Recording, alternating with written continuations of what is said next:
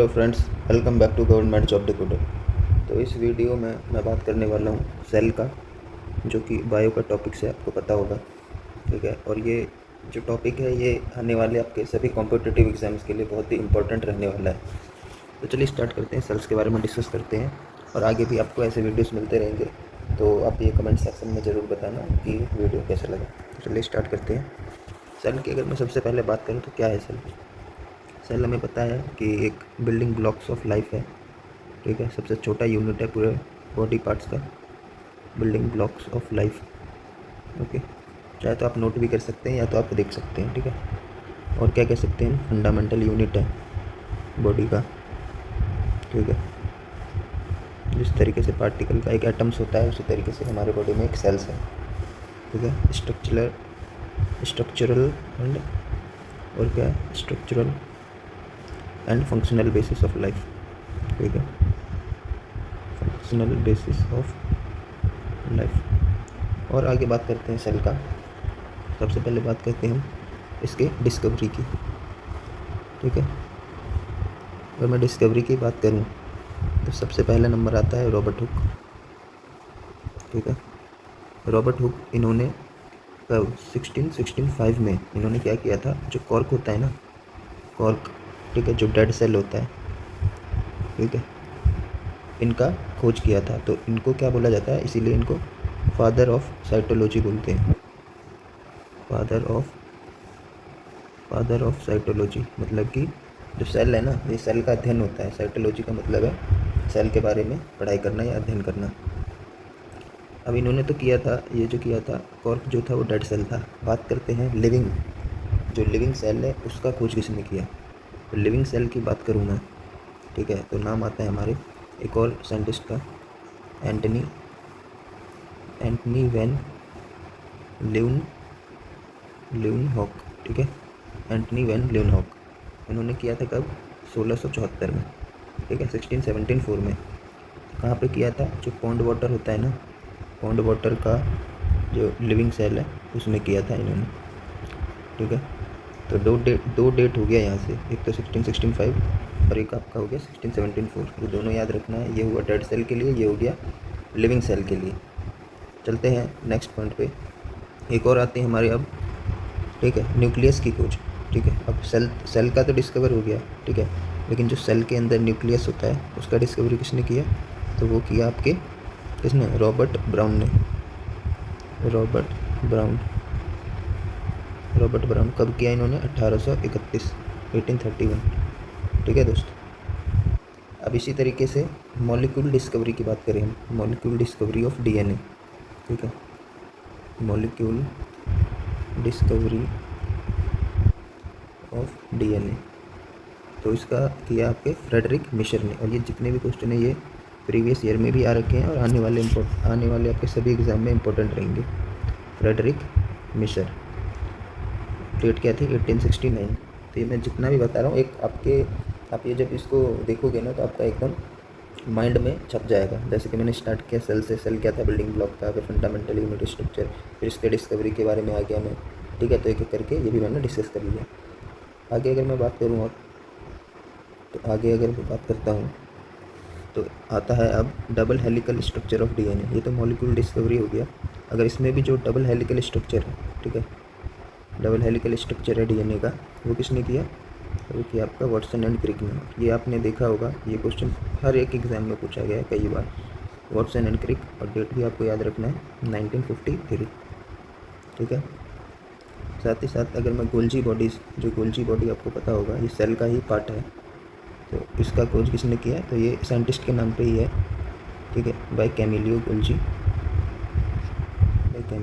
द्वारा। ठीक है, बढ़ते हैं अब आगे। ठीक है, बढ़ते हैं आगे।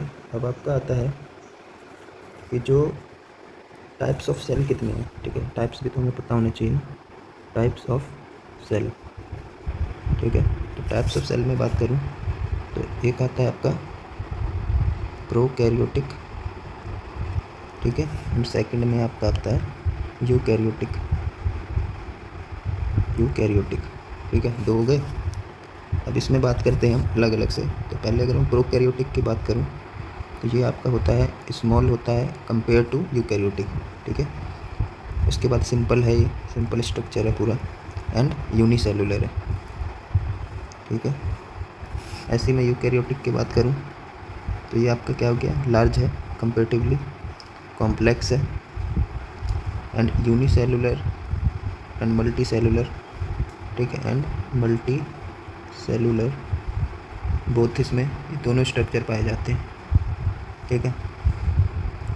उसके बाद बात करूँ मैं तो इसमें देखो, सबसे पहले तो इसमें न्यूक्लियस नहीं रहता है, नो न्यूक्लियस फाउंड, ठीक है। ये क्वेश्चन आ भी जाता है कि यूकैरियोटिक या प्रोकैरियोटिक में, दोनों में से प्रोकैरियोटिक में क्या नहीं पाया जाता है, तो ऑप्शंस होते हैं उसमें सारी हर तरीके के। न्यूक्लियस नहीं रहेगा इसमें, आपका न्यूक्लियस प्रेजेंट रहेगा, न्यूक्लियस प्रेजेंट, ठीक है। साथ ही साथ जो मेम्ब्रेन है, लैक मेम्ब्रेन, मतलब ये कि मेम्ब्रेन काफ़ी कम मात्रा में या तो नहीं है, ठीक है, बट इसमें आपका रहेगा, okay, membrane present, membrane present. अब मैं बात करूँ इसके बाद, तो इसका जो स्ट्रक्चर है डीएनए का वो कैसा है, तो वो आपका सर्कुलर होता है, सर्कुलर डीएनए। एंड जो यूकैरियोटिक में है इसमें आपका लीनियर डीएनए रहेगा, बहुत ही इंपॉर्टेंट है, ठीक है। इसकी एग्जांपल की बात करें, एग्जांपल से काफ़ी क्वेश्चंस पूछे जाते हैं। एग्जांपल में आपका इसमें आता है बैक्टीरिया, ठीक है, साइनोबैक्टीरिया, एंड उसके बाद आपका आ गया माइकोप्लाज्मा, माइकोप्लाज्मा। अगर वही मैं यूकैरियोटिक की बात करूँ तो एग्जांपल में आपको पता है प्लांट है, एनिमल्स है, ठीक है दोस्त।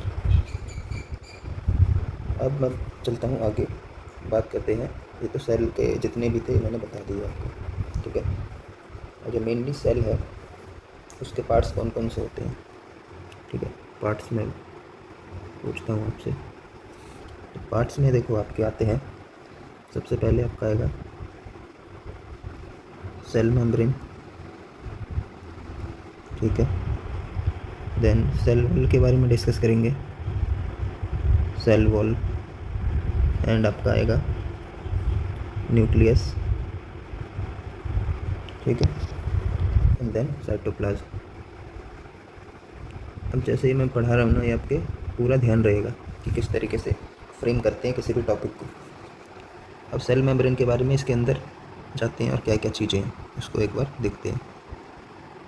तो सेल मेम्ब्रेन में सबसे पहले आपको बता दूं क्या है, ये एक थिन, ठीक है, थिन इलास्टिक फ्लेक्सिबल लिविंग है, थिन इलास्टिक होता है एंड फ्लेक्सिबल होता है एंड लिविंग भी होता है, ठीक है।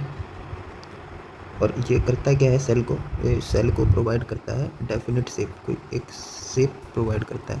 तो ये आपके नोट के लिए भी काफ़ी अच्छा रहेगा, बहुत ही क्लियर क्रिस्टल में बता दे रहा हूँ आपको, डेफिनेट शेप, और जो एंड होल्ड्स कंटेंट, तो जितने भी कंटेंट आते हैं मेम्ब्रेन के अंदर मोस्टली पाए जाते हैं।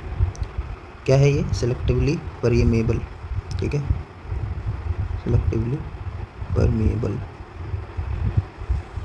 उसके बाद हम बात करें तो ये क्या है, किस चीज़ के कंपोजिशन में, तो इसके अंदर क्या है, प्रोटीन प्लस में लिपिड्स, ये कंपोजिशन पाए जाते हैं।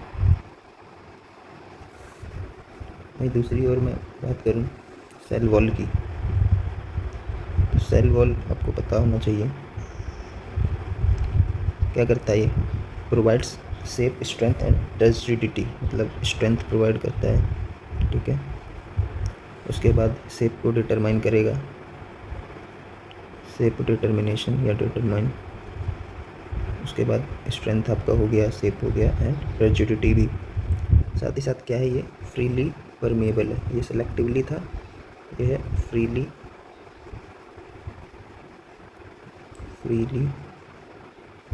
एक मिनट, फ्रीली परमेएबल, ठीक है दोस्त, फ्रीली परमेएबल है, नॉन लिविंग है। जो सेल मेम्ब्रेन था आपका लिविंग था, ठीक है। इसके बाद मैं बात करूं अगर मैं प्लांट की बात करूँ, जो प्लांट में जो सेल होते हैं वो किससे बने होते हैं, तो वो बना होता है सेल्यूलोज से। सेल्यूलोज, ये क्वेश्चन पूछा जाता है भाई प्लांट का। फिर मैं बात करूँ बैक्टीरिया का, तो ये बने होते हैं पेप्टिडोग्लाइकॉन। और वहीं मैं बात करूँ फंजाई का, फंजाई बना होता है काइटिन से, मेड ऑफ काइटिन। इसके बाद मैं बात करता हूँ न्यूक्लियस का। तो न्यूक्लियस किससे बने होते हैं आपके, ये होता क्या है, ये न्यूक्लियस होता है ब्रेन ऑफ द सेल बोला जाता है इसको, ठीक है। साथ ही साथ जो इसके कंपोनेंट्स होते हैं न्यूक्लियस के अगर कंपोनेंट्स की बात करूँ तो आता है इसमें आपका न्यूक्लियर एनविलप,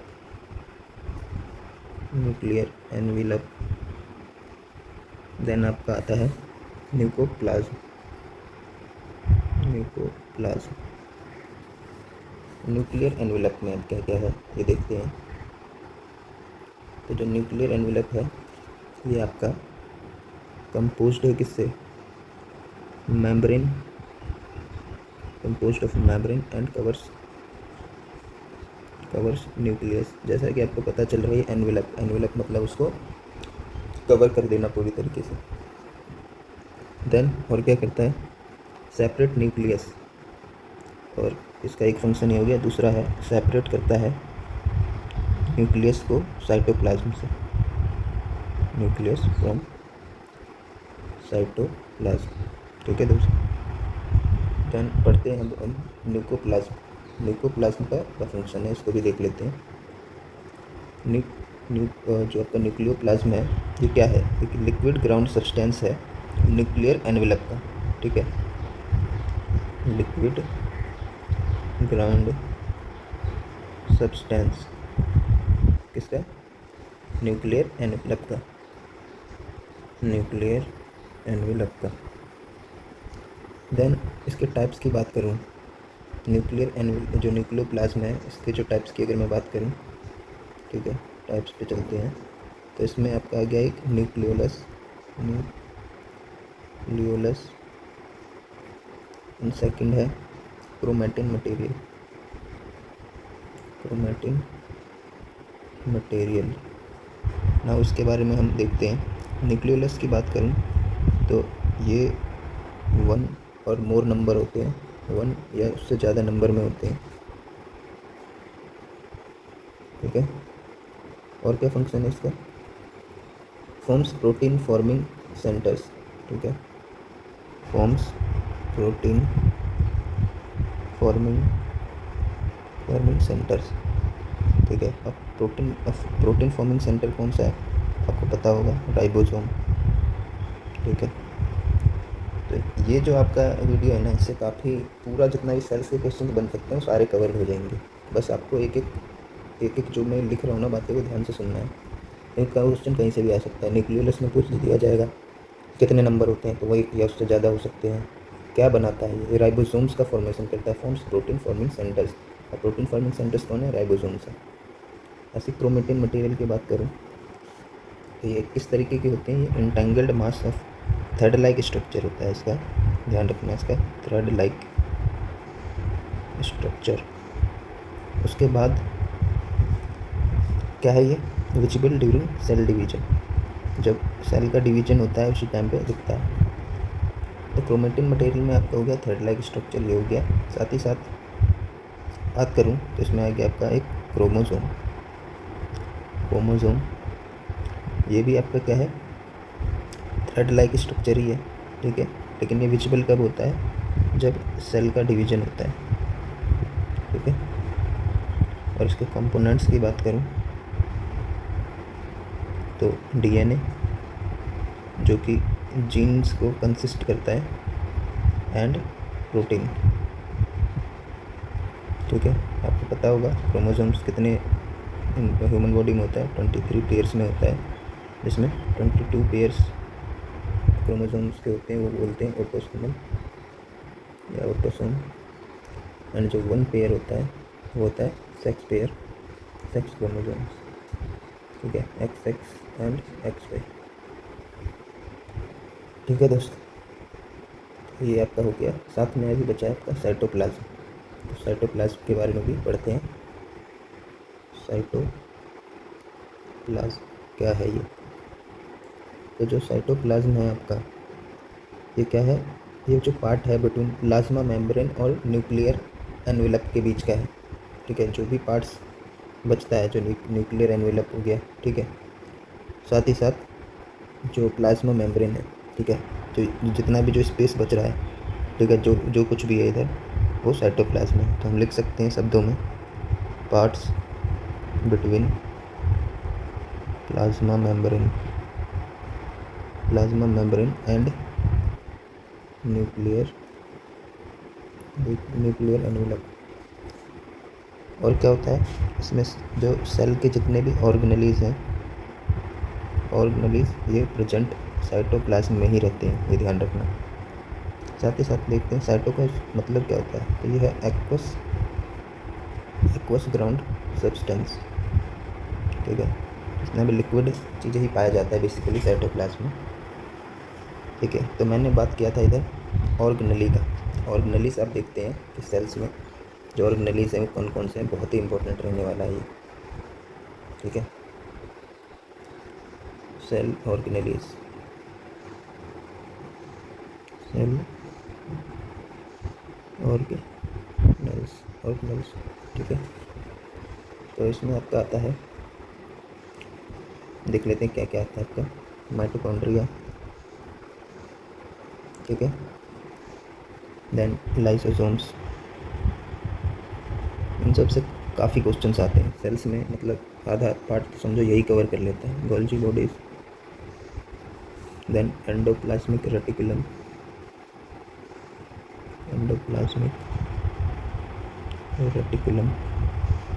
उसके बाद आपके आते हैं वैक्यूल्स, ठीक है, देन प्लास्टिड्स जो कि आपके प्लांट सेल में पाए जाते हैं और एनिमल सेल में एब्सेंट रहते हैं। तो एक एक करके बात करते हैं अब इन सभी टॉपिक्स की। बात करूँ माइटोकॉन्ड्रिया की, तो माइटोकॉन्ड्रिया में तो क्या बोला जाता है? सबसे पहले तो ये power house of the cell है। ठीक है, और जो ये ऊर्जा जनरेट करती है एटीपी फॉर्म में करती है, जिसका फुल फॉर्म है एडिनोसाइन ट्राइफॉस्फेट। ठीक है, इसको एनर्जी करेंसी भी बोलते हैं। और इसमें बात करूँ तो 2 मेम्ब्रेन होते हैं, 2 मेम्ब्रेन। ठीक है, आउटर जो पार्ट होता है वो कैसा होता है? पोरस होता है, और जो इनर होता है वो एटीपी सिंथेसिस करता है। ठीक है, अगर ज़्यादा डीप से पूछेगा तो इस तरीके से पूछ सकता है कि जो मेंबर्स प्रेजेंट होते हैं सेल्स में या माइटोकॉन्ड्रिया में, वो कौन सा मेम्ब्रेन एटीपी सिंथेसिस करता है, तो उसमें ये सारे ऑप्शंस होंगे। अब चलते हैं, बात करते हैं माइटोकॉन्ड्रिया की। तो माइटोकॉन्ड्रिया का अपना खुद का ओन डीएनए एंड राइबोसोम होता है। ठीक है, ये भी इम्पोर्टेंट है। चलते हैं अब लाइसोसोम्स पे। लाइसोसोम की बात करूँ, यहीं पे देख लेते हैं इसको। लाइसोसोम, ठीक है, लाइसोसोम्स की अगर मैं बात करूँ तो ये आपको पता होना चाहिए कि इसको सुसाइडल बैग ऑफ सेल्स बोला जाता है। ये क्वेश्चन काफ़ी बार पूछा जा चुका है। इसी तरीके से अगर मैं गोल्जी बॉडीज़ की बात करूँ, गोल्जी बॉडीज़ का क्या है? एक स्पेस होता है।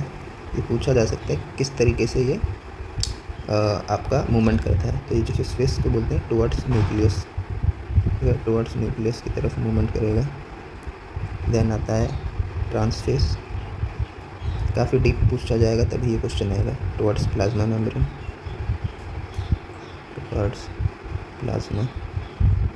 मेम्ब्रेन, अब मेन जो आपका पूछा जाता है यहाँ से फंक्शन, इसका फंक्शन क्या है? फंक्शन जो है स्टोर्स का काम है, ठीक है, एंड मॉडिफिकेशन ऑफ पैकेज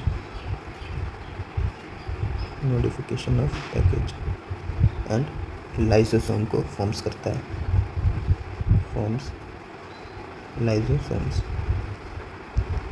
अब एक और नए टॉपिक पे आते हैं, नया टॉपिक, नया ऑर्गेनेली, एंडोप्लाज्मिक रेटिकुलम, ठीक है। इसको 2 पार्ट में डिवाइड किया है, rough endoplasmic reticulum and smooth endoplasmic reticulum. अगर मैं रफ की बात करूं तो रफ क्या करता है, इसका काम क्या है, ये प्रोटीन मेक करता है, ठीक है, मेक्स प्रोटीन, साथ ही साथ में इसमें राइबोसोम्स जो है वो प्रेजेंट रहते हैं। स्मूथ क्या करता है, ये फैट्स एंड लिपिड्स जो होते हैं इसका सिंथेसिस करता है, और जो राइबोसोम है इसमें वो एब्सेंट रहता है। बहुत ही इम्पोर्टेंट है ये सारे के सारे। अब वैक्यूल की बात करते हैं, ठीक है। वैक्यूल, तो वैक्यूल में अगर मैं सबसे पहले प्लांट की बात करूं तो ये क्या होते हैं, लार्ज होते हैं, डिस्टिंक्ट एंड परमानेंट। वहीं एनिमल में बात करूं मैं, एनिमल्स में तो कंपैरेटिवली स्मॉल होते हैं एंड टेम्परेरी होते हैं। टेम्परेरी क्या काम करता है, ये stores glucose, glycogen and protein. एक क्वेश्चन और आ सकता है वैक्यूल से, इसमें वैक्यूल जो होता है, ठीक है, जैसे ये वैक्यूल है मान लो सपोज करो, तो जो इसका आउटर मेम्ब्रेन है ना, जो आउटर मेम्ब्रेन से, एक मिनट, ये जो आउटर मेम्ब्रेन से कवर्ड है, तो इस लेयर को क्या बोलते हैं, तो इसको बोलते हैं टोनोप्लास्ट, ओके। अब मैं बात करता हूँ प्लास्टिड का। प्लास्टिड्स जो हैं ये ओनली ऑन प्लांट में ही प्रेजेंट रहते हैं, ठीक है। इसका खुद का डीएनए है, ओन डीएनए एंड राइबोसोम, जैसे कि आपका माइटोकॉन्ड्रिया का था। टाइप्स की बात करूं तो क्लोरोप्लास्ट, ठीक है, क्रोमोप्लास्ट एंड ल्यूकोप्लास्ट। अब इसके फंक्शन की बात करते हैं क्लोरोप्लास्ट की। तो क्लोरोप्लास्ट क्या है, ये क्लोरोफिल पिगमेंट को स्टोर करके रखता है, जो कि आपके फोटोसिंथेसिस के टाइम पे काम में आता है, भोजन बनाने में। क्लोरोफिल पिगमेंट, ठीक है। और क्रोमोप्लास्ट की बात करूं तो कलर पिगमेंट को स्टोर करके रखता है, कलर पिगमेंट। एंड वही ल्यूकोप्लास्ट जो है आपका स्टोर करता है, stores oil, starch and protein granules, ठीक है दोस्तों।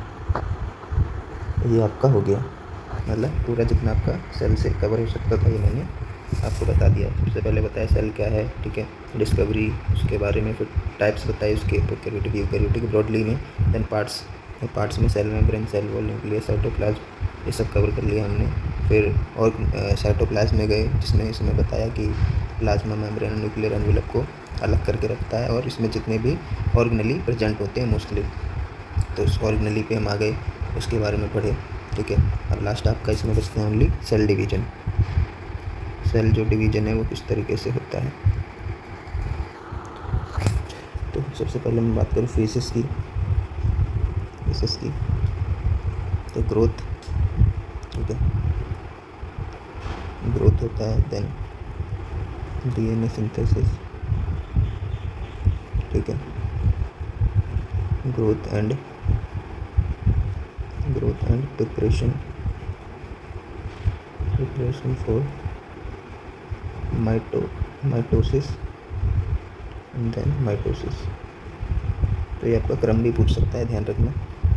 इसका शॉर्ट फॉर्म से आप डिनोट कर सकते हैं GI, ग्रोथ, देन S, ठीक है, फिर G2, G1 हो गया, S हो गया, G2 एंड देन N। ठीक है दोस्तों, और जो सेल डिवीजन था, ठीक है, ये तो इस तरीके से फॉर्मेशन हुआ। देन ये आपका आ गया division, mitosis and meiosis. Cell division के टाइप्स, माइटोसिस एंड म्यूसिस। ठीक है, माइटोसिस की बात करूँ, देखो बहुत ही इंपॉर्टेंट है, जितना मैं बता रहा हूँ यही इंपॉर्टेंट रहेगा। पूछा जाएगा किस टाइप्स के सेल में होता है, तो अक्रिसिन सोमेटिक सेल, सोमेटिक सेल में होता है ये। न्यूक्लियस जो डिवाइड होता है, न्यूक्लियस डिवाइड्स वंस, ठीक है, एक ही बार न्यूक्लियस का डिवाइड होता है। देन डिप्लॉयड, डिप्लॉयड यानी 2 डॉटर सेल। वही म्यूसिस की बात करूँ तो ये जर्म सेल्स में अक्र होते हैं, जर्म सेल्स। साथ ही साथ न्यूक्लियस जो डिवाइड होता है वो ट्वाइस होता है, 2 बार। ठीक है, एंड हैप्लॉइड, हैप्लॉइड मतलब 1 यानी 4 डॉटर सेल्स बनते हैं। तो सेल्स का जितना भी हो सकता था अब आपका ये पूरी तरीके से कवर हो गया है। ठीक है, फिर से मैं रिवाइज करवा देता हूँ एक बार, 1 मिनट। पहले हम गए सेल के बारे में पढ़ा, सेल क्या है, ठीक है। फिर डेट्स डिस्कवरी आता है, डिस्कवरी में रॉबर्ट हुक आ गया आपका। देन एंटनी वैन लीeuwenhoek हो गया, जिसमें आपके 2 डेट इंपॉर्टेंट है, 1665 और 1674। रॉबर्ट हुक ने क्या करवाया, डेड सेल जो होता है उसकी खोज करी, ठीक है, फादर ऑफ साइटोलॉजी बोलते हैं। और जो लिविंग सेल्स है उसका एंटोनी वैन लीeuwenhoek ने किया। देन न्यूक्लियस का जो खोज था वो रॉबर्ट ब्राउन ने 1831 में किया। ठीक है, उसके बाद आता है आपका मॉलिक्यूलर डिस्कवरी ऑफ डीएनए का, जिसमें फ्रेडरिक मिशर ने 1869 में किया। एंड वाटसन एंड क्रिक 1953 में double helical structure of DNA का। एंड गोल्जी बॉडीज जो है कैमिलो गोल्जी ने किया। देन आप टाइप्स ऑफ सेल्स के बारे में आ गए, जिसमें प्रोकैरियोटिक एंड यूकैरियोटिक के बारे में पढ़े। एंड प्रोकैरियोटिक क्या है, स्मॉल है, सिंपल है, यूनिसेलुलर है, ठीक है, न्यूक्लियस नहीं पाया जाता है, लैक मेम्ब्रेन, सर्कुलर डीएनए। इसी तरीके से यूकैरियोटिक में लार्ज है, कॉम्प्लेक्स है, यूनिसेलुलर मल्टी सेलुलर दोनों तरीके के होते हैं। न्यूक्लियस प्रेजेंट रहता है, मेम्ब्रेन भी प्रेजेंट रहता है, linear DNA and plant and animal में पाया जाता है। पार्ट्स में ऐसे ही देखा हमने, पार्ट्स में आपका सेल मेम्ब्रेन आया, then cell wall, nucleus, cytoplasm, nuclear envelope and nucleoplasm. फिर उसके भी टाइप्स हमने देखा, न्यूक्लियस, क्रोमेटिन मटेरियल, ठीक है, ये न्यूक्लियोप्लाज्म के बारे में हम पढ़े पूरा। उसके बाद हम आ गए साइटोप्लाज्म में।